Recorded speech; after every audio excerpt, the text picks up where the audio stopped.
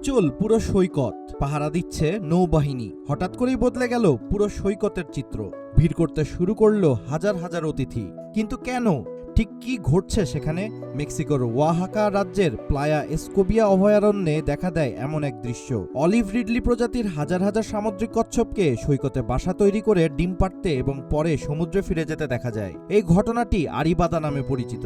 অভয়ারণ্যের বিভাগীয় প্রধান রাফায়েল আলকানজার জানিয়েছেন, 2026-2027 মৌসুমে ইতোমধ্যে 3টি আরিবাদা রেকর্ড করা হয়েছে। তার মতে শীতকালই সবচেয়ে শক্তিশালী মৌসুম। বিশেষ করে অক্টোবর ও ডিসেম্বর মাসে ডিম ফুটে বাচ্চা বের হওয়ার সাফল্যের হার বেশি থাকে। তিনি আরও জানিয়েছেন, একটি আরিবাদা কয়েক ঘন্টা থেকে কয়েক দিন পর্যন্ত চলতে পারে। এ সময়ে ঢেউয়ের মতো দলে দলে কচ্ছপ সৈকতে আসতে থাকে। আরিবাদার সময় পরিবেশ কর্তৃপক্ষ, নৌবাহিনী, ন্যাশনাল গার্ড এবং রাজ্য ও পৌর নিরাপত্তা বাহিনীর নজরদারিও বাড়ানো হয়। পাশাপাশি সংরক্ষণ, নজরদারি, উদ্ধার অভিযানে অংশ নেন স্থানীয় বাসিন্দারাও।